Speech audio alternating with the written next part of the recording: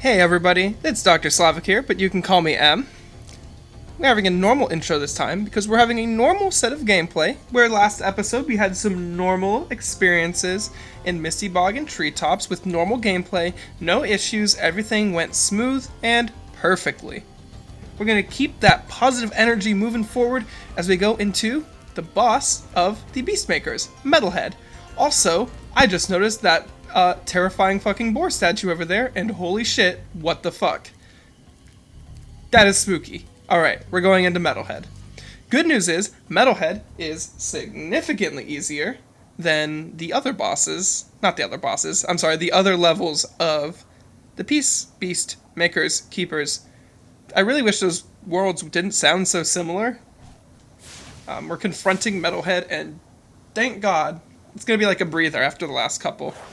Those are some rough levels, and I can understand them ending someone's playthrough if they were trying to 100% the game.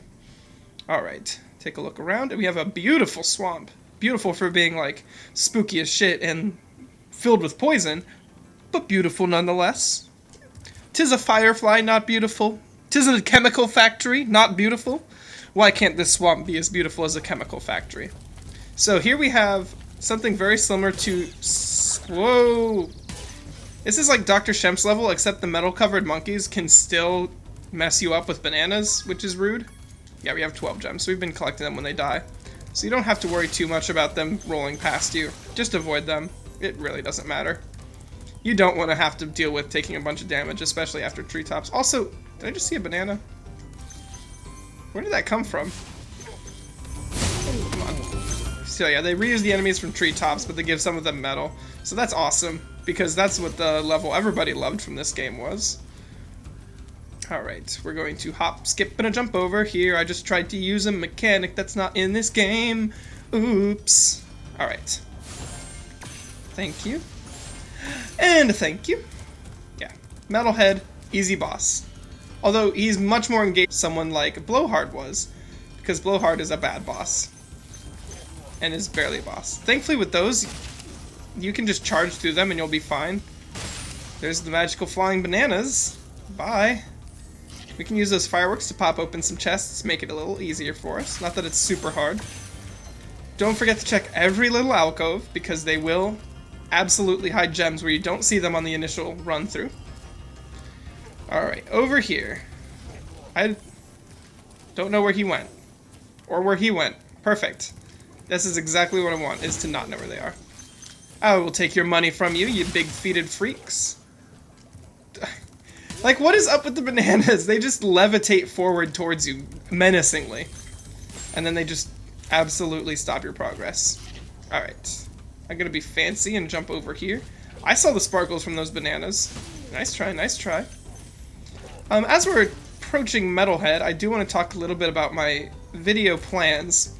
One thing at the end of Monkey Ball 2 that I had quote-unquote promised that I was going to take care of before I did Spyro was Soul Calibur custom characters. My Soul Calibur 5 custom characters are one of my more viewed videos on my channel, so I wanted to capitalize on that audience a bit. They're not my specific audience, but they are still an audience that clearly exists to search up those kinds of things. Let's talk to this dragon first. Sadiki! Metalhead is all charged up to meet you. Attacking the power pole should disrupt his power supply. That's right, Metalhead is a puzzle boss.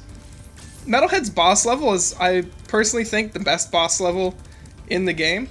Not only is his boss fight more engaging, but there's quite a bit to explore outside of just the boss path, and I really like that. And the exploration is neat, such as coming down onto this platform where we can see this broken gate, so we can hop through. I actually recorded a whole tournament with my Soul Calibur custom characters, and I'm going to have to just re-record the video because the problem is my Sony Vegas crashes every time I try to trim the video down because there's so much cutting that has to be done to both the audio and the visual because they were done separately. Look at the bloom on those chests! Wow! We are lost up in here. But yeah, I'm just going to record them with my audio synced to the video already because it's going to be a lot less editing for me to do, which is going to make Sony Vegas crash a lot less, and I need that. I'm not sure why Sony Vegas crashes. I have a pretty chunky computer that's capable of doing quite a bit, and Sony Vegas itself isn't like a horrible program or anything. It just seems to struggle a bit when I do mass edits like that. So hopefully it's okay when I do my edits for the treetops level, because there are a lot of them.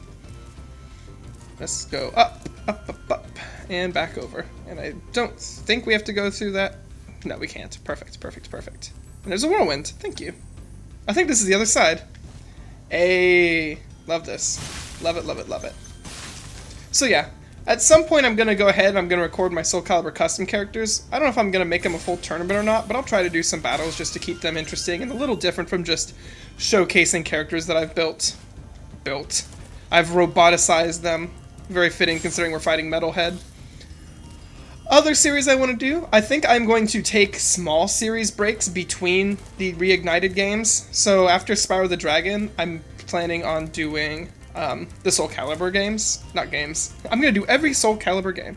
No, I'm going to do these Soul Calibur custom characters as a very short video series before I go into Ripto's Rage Reignited. And then after Ripto's Rage, I'm thinking of doing another short game, but I'm going to try and keep my plans close to my chest, specifically because, statistically speaking, they're going to fall out. Now, we're on to Metalhead. Metalhead is a big robot. Like our friend said, you have to destroy these pylons that are giving him power. When they start blinking red, they're about to get electricity shooting towards them. So you have to be careful and not let him do that. And then he'll run away, because every boss fight in Spyro is a runaway chase. It's not the worst, but like, it would be nice if they were something besides that. Spyro's fighting style doesn't really lend itself well to a fight, it seems like. Although Dr. Shemp is probably the closest to a straight fight, and that one works. I will grab these gems. I think someone was supposed to be throwing things at you up here, but they didn't seem to be doing that, so. Alright. Then we are over here, and we're gonna see that guy is... That is a really cool looking attack, isn't it? Alright, I'm just gonna start knocking out these pylons. Like I said, it's more engaging because you're actually going around and destroying things, but it's still a pretty easy fight. Especially because his own attacks will destroy his pylons. So you can just have him shoot his own things to kill him. We get a skill point. I think I got that because I didn't die. It doesn't really matter.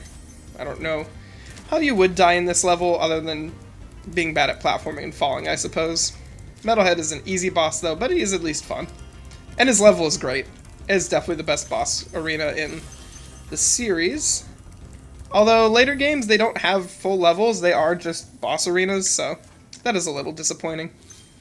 Alright, there is a ton of gems up here. Yeah, we have 500 gems, despite the fact that we ended with so few. Awesome. That was exactly what I wanted. So yeah, easy level. It's very nice after Treetops, after Misty Bog. Terrace Village isn't so bad, but it's still exhaustive after those 2 levels in this world. So I will not complain about this. Alright, we still need to open a chest. Now where would I put a chest in this game? I believe, okay, yep. Wait, nope. How do we get up there? Hold on. I'm missing something.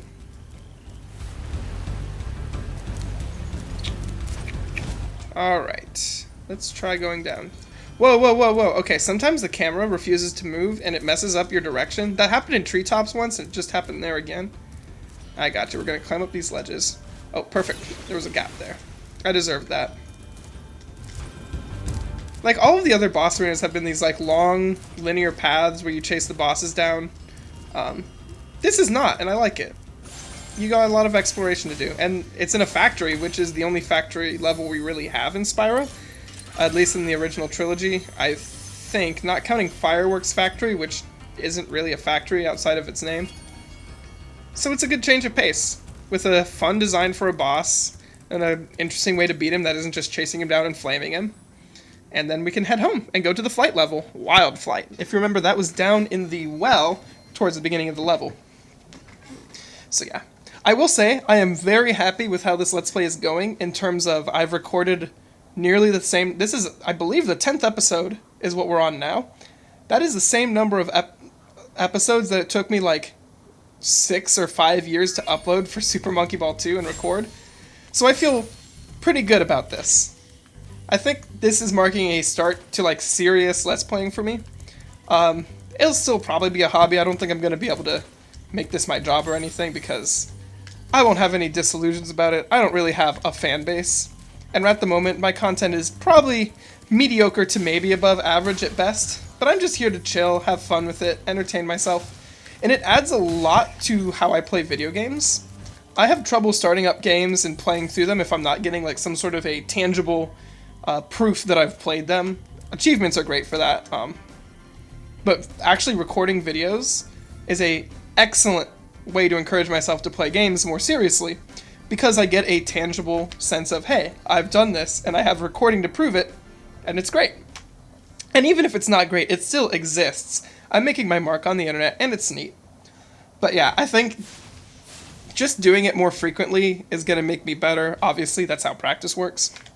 And it's also fun. It's keeping me busy. I love it. I do genuinely love it. It just sucks that my start was so haphazard. Speaking of haphazard, this is probably the most confusing of the flight levels. It is a cluster. So, let's take a look at what we got here. Let's start off, we're going to grab that, and then we're going to start with these chests, I think. I think that is the correct way to do this. We want to go up through here. We're going to kill that plane, I guess. Like, you can see this, right? Like, this is a mess.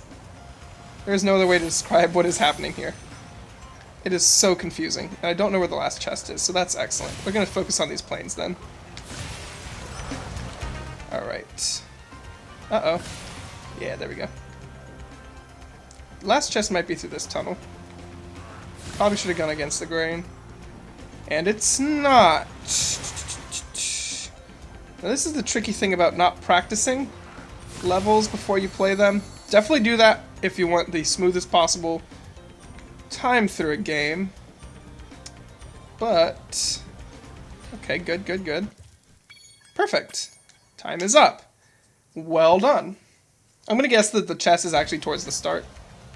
Yeah, here it is. So we're gonna grab that. We can get all the chests and all the planes really easily. Perfect.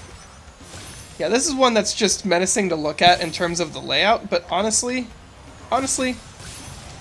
isn't that bad. You can breathe fire pretty fast, and unlike chasing thieves, you don't lose speed when you're flying when you breathe fire. So you're pretty set to just spam it. Just spam it. Alright, take you out. There's another plane coming through here. Oh, did it turn around, or am I stupid? I believe... yeah, here we go. Uh-oh.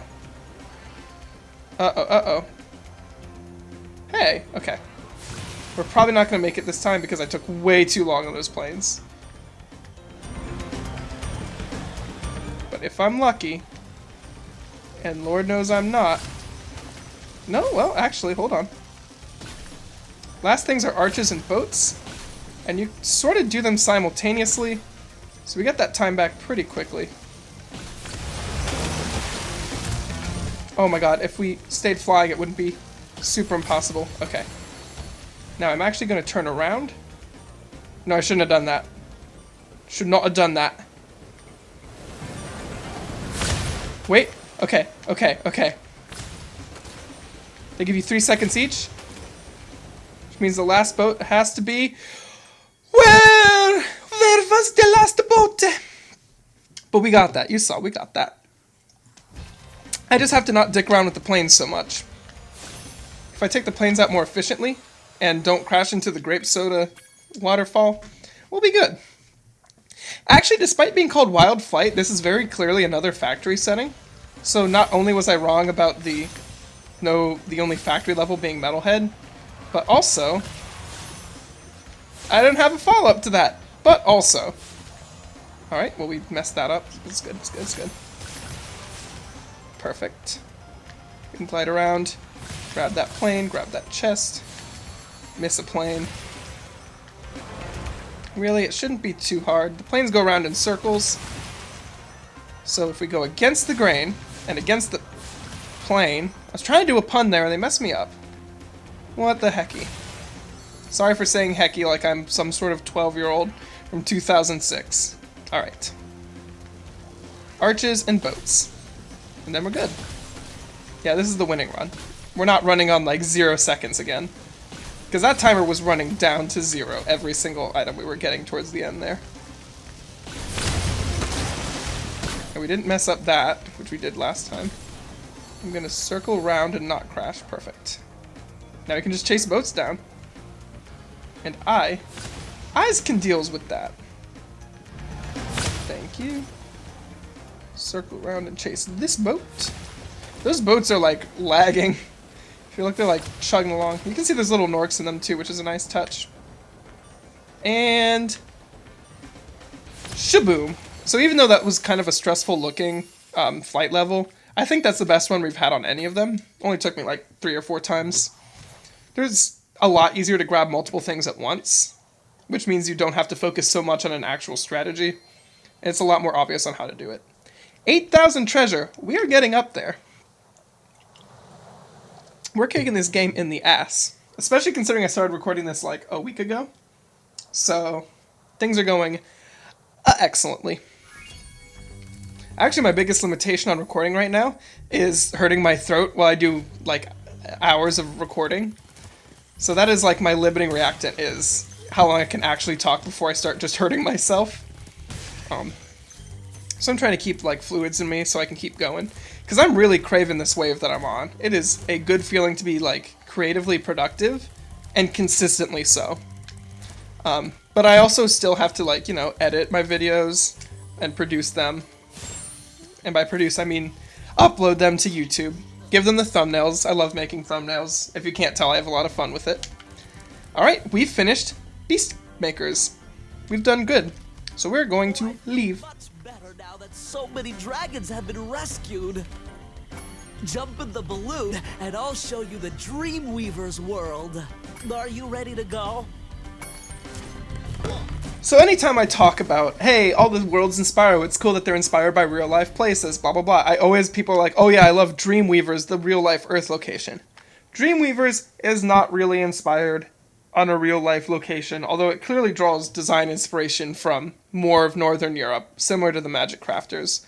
Although Magic Crafters is more like the Alps in Switzerland, whereas I would say Dreamweavers is more North European, Sweden, Switzerland, you know, the Baltic states, stuff like that. But maybe I'm just saying that because I like to talk about things and be right about it. I'm kind of over-justifying it because this is clearly not a real location on Earth. As we zoom in, probably one of people's favorite worlds in the games. This is the Dreamweavers. It is a magical place. And as we watch, these people are going to change size as if blasted by some sort of spell. Keep in mind that you cannot ram big metal enemies, because that is a relevant detail. I said that, and yet. Okay. Did I take damage from that? No, okay. I still tried to do it. Dreamweavers is a big, branching overworld, and it can be pretty easy to lose track of where you are and lose things. Over here we have the haunted towers. Gonna pop these mushrooms open for some life. And let's talk to Maisie. Mozzie? The fools you see in this world are invincible, but that does not mean they shouldn't be attacked. Sounds alright to me. Basically, he's saying, these guys here, these are fools. They sure are. How you deal with a fool? You burn them. Well, actually, let's grab these treasures and also take damage first. He just keeps running. Burn him. And they will change how the geometry of the world is. They ring like a little alarm clock when they're about to go off, and then the geometry will return. There's a lot of mechanics in the Dreamweavers world, as well as the subworlds. So it can be a little confusing. There is one definite thing that you want to do before doing anything else, and it was not that, but there is also nothing stopping us from doing that. First, we're going to take out him. That little goofball. I'd call him a fool, but we know that they're not fools. Another mushroom would be good for my health. Those butterflies take a while to come out. Dark Passage is probably the first world we're going to go into. I don't quite remember what the actual like canonical world level for Dreamweavers is because the world is so branching. I try to do levels in the quote-unquote canonical order as I described it, and I believe I've done so this whole game. Not that it really matters, but I will just go ahead and check. Stonehill Dark Hollow Town Square, Dry Canyon Clifftown Ice Cavern, Alpine Highwoods Wizard Peak. Yes. Terrace Misty Tree. Yeah. The only exception is with the flight levels and the boss levels. I've already explained that. Here we have two of these little dudes, and they will not let you pass. Alright, you have to be quick, because they're going to cast magic to try and bring those guys to the big size, and we don't want that. We hop over here, there's some gems. As you can see, it's very easy to get sort of lost at where you're going. Everything's pretty easy on how it leads back, but you still have to watch out for that. This is the boss, Jacques. Kind of a normal human name instead of all the weird names. What do you have to say for me? Well done, Spyro. I hope you know what lies in store for you. Nasty's world is not the friendliest place you'll ever find. Are you ready to go? No. So yeah, if we wanted to, we could go to the last world of the game, Nasty's world. Very creatively named world. Very sort of Gruntildian of him. Or Rulian even. Alright, over here, they're gonna turn big, whatever, nobody cares. We're gonna kill them. Get some gems. Dreamweavers is neat. It is a funky place. It doesn't quite capture the same as Magic Crafters, I don't think, in terms of what I like about Spyro's aesthetic. But this is definitely... You can see this guy's gonna shoot a cannon at us. And in fact, we now have access to another cannon, just like in Peacekeepers. But this cannon is useful. Come on. Oh god. I'm losing it. Whatever, we're going the other way. This cannon is useful because as you saw those guys turn big and small, it was due to this magical cannon. So if we rotate it 360 degrees and then some, we can use it to zap these guys small. And big. And small. Just like it's DeviantArt. Then we can run over and smash them. I believe this enemy will stay dead, so you don't have to deal with the enemies changing size over and over again. But anyways, let's talk to Zikomo. Hello, Spyro. Nicely done. I'll be done when I've toasted that nasty Nork. Yeah, that nasty Nork. He used to be such a beautiful swamp. That line always stands out for me from Spyro the Dragon. I don't know what it is. Also, I just saw gems back there. Hold on. What the? What? Let's go back over here then. Because I will... Wait. Is there like an invisible wall? Or, wait.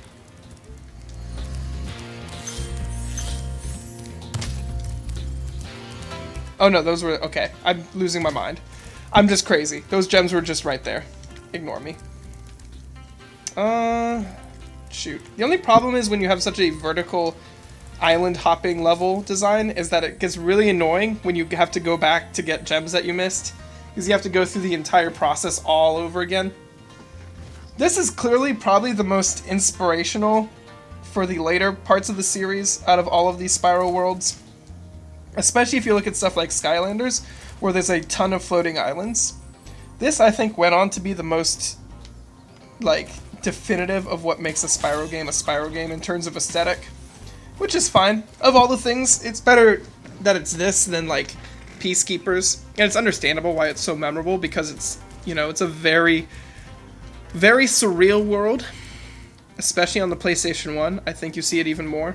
Alright, we're gonna hop up here first, because there's a bunch of stuff. This is a homeworld I tend to be missing stuff on, so I'm gonna try to not do that, obviously. It'd be ideal to not miss stuff. Grab that. And we have some fireworks. Thank you, thank you, thank you. Up here, we obviously have the flight world, which is Icy Flight. Excellent. We can go back to grab those firework gems. And then I think we are good to hop down. I'm going to be real fancy about this. Okay, well, there was an invisible wall there to punish me for being fancy. But it was fine. Grab some more metal chests. Thank you, thank you, thank you. Back over here, we have some fireworks. Excellent. And we can beat up this fairy. Get pranked, bro. Alright. Our last dragon of the world is Latif. Welcome to the Dreamweavers, young one. While chasing Nasty's minions in this world, you must expect the unexpected and prepare for what is not there. Of course. Thank you, Latif. Thanks, LaFou. Okay, I believe that's the last gem. Perfect. Alright, that went really smooth. Easy time in the Dreamweavers. It's a good start to the level, and when we come back on the next...